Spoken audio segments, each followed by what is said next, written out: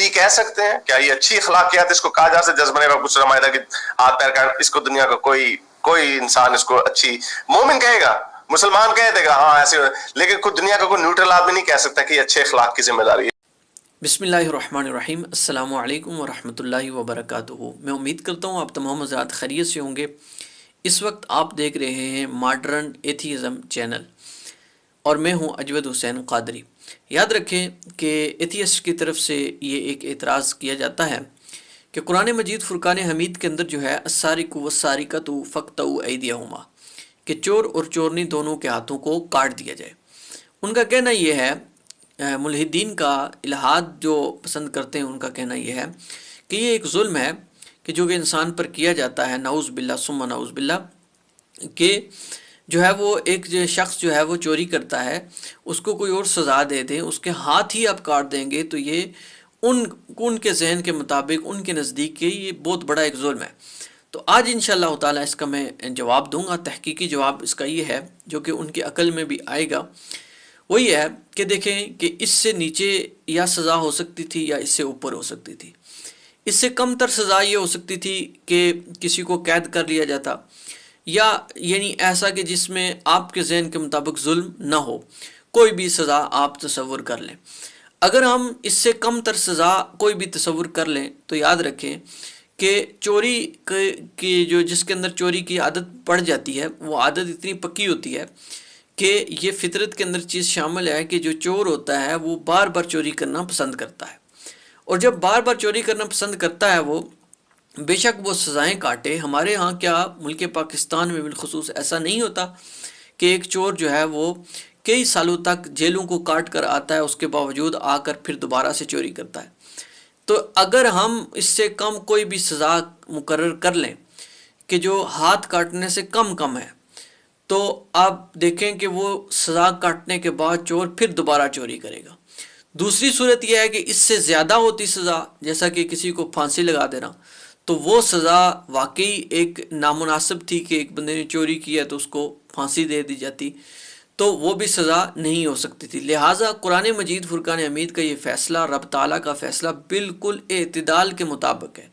معتدل فیصلہ ہے، کیونکہ عام طور پر چور جو ہوتا ہے اس کی عادت بن جاتی ہے اور وہ چوری کرتا ہے ہمیشہ، یعنی اس کو ایک دفعہ اگر اس نے چوری کی تو اکثر طور پہ یہ ہوتا ہے کہ چور دوبارہ بھی کوشش کرتا ہے کہ میں چوری کروں۔ تو اس کو اگر ہاتھ کاٹنے سے کم کوئی سزا دی جاتی تو اس صورت میں جو ہے وہ دوبارہ بھی چوری کا امکان تھا، اور اگر اس سے زیادہ دی جاتی، جیسا کہ کسی کو پھانسی دے دی جاتی، تو اس صورت میں یہ سوال اٹھ سکتا تھا کہ اتنی بڑی سزا نہیں دینی چاہیے۔ لہٰذا پتہ چلا اللہ رب العزت کا جو حکم ہے اور قرآن کا جو حکم ہے وہ بالکل جو ہے وہ فطرت کے مطابق اور عین جو ہے وہ ایک عقل کے مطابق ہی ہے کہ اس کے ہاتھوں کو کاٹ دیا جائے، اور ہاتھوں کو کاٹنے کے بعد وہ شخص دوبارہ چوری کی طرف ہاتھوں کو بڑھا ہی نہیں سکتا۔ یہ فطرت کے عین مطابق ہے۔ اور پھر دوسری بات، جو لوگ یہ کہتے ہیں کہ یہ ایک ظلم ہے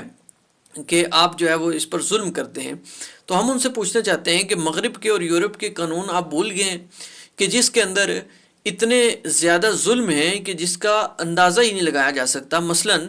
میں ایک مثال دیتا ہوں کہ ہمارے ہاں ملک پاکستان میں بھی اور دیگر ممالک میں بھی، بہت سے ممالک میں یہ چیز جو ہے وہ مروج ہے کہ اگر غلطی کے ساتھ کسی کا ایکسیڈنٹ ہو جاتا ہے، کسی گاڑی کے ساتھ جو ہے وہ گاڑی لگ جاتی ہے اور بندہ اگلا جو ہے وہ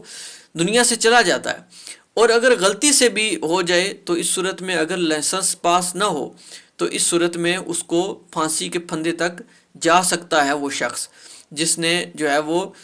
غلطی کے ساتھ، جس کے ہاتھ سے وہ بندہ دنیا سے چلا گیا ہے۔ تو میں پوچھنا چاہتا ہوں، کیا یہ ظلم نہیں ہے کہ ایک شخص غلطی کے ساتھ جو ہے وہ اس سے ایک ایکسیڈنٹ ہو گیا، اور ایکسیڈنٹ کی بنا پہ آپ اس کو پھانسی کے پھندے تک لے کے جا سکتے ہیں اگر اس کے پاس قانونی سلسلہ نہ ہو؟ تو آپ مجھے بتائیں کہ کیا یہ ظلم نہیں ہے کہ ایک شخص سے غلطی ہو گیا اور غلطی کے بعد آپ جو ہے وہ اس کو پھانسی تک لے کے جا رہے ہیں؟ اور پھر دوسری بات کہ کیا یورپ اور امریکہ میں اور دیگر اس طرح کی جگہوں میں کیا جیل کے اندر جو ہے وہ پھانسی کی جگہیں ختم ہو گئی ہیں کہ جیل کے اندر پھانسی نہیں دی جاتی؟ تو اگر دی جاتی ہے تو یقیناً ہر جرم کی اپنی سزا ہوگی۔ لہٰذا چوری ہمارے ہاں بہت بڑا ایک گناہ ہے، اور چوری کرنے والے کے بارے میں جو ہے وہ حدیثوں میں بھی حضور نے اس سے بہت سختی سے منع فرمایا، اللہ تعالیٰ نے قرآن میں بھی منع فرمایا۔ لہٰذا پتہ چلا کہ چوری اسلام میں ایک سخت ترین گناہ ہے، اور اس کو مٹانے کا ایک معتدل طریقہ یہ ہے کہ اس کے ہاتھوں کو کاٹ دیا جائے، ہاتھ کاٹ دیا جائے، اور ہاتھ جب کاٹ دیا جائے گا تو وہ چوری کی طرف ہاتھوں کو نہیں بڑھائے گا، اور اس کا فائدہ یہ ہوگا کہ دیگر لوگ